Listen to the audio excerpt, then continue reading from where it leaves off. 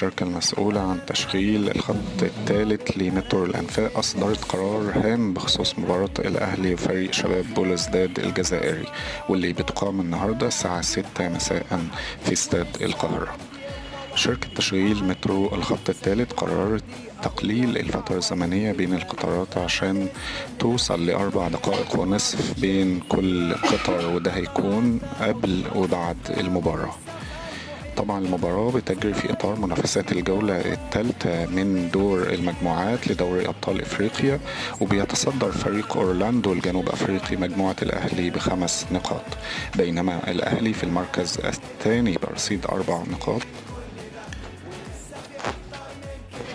أما بلوزداد ففي المركز الثالث برصيد 3 نقاط، واستاد أبيجان في المركز الرابع والأخير بنقطة وحيدة.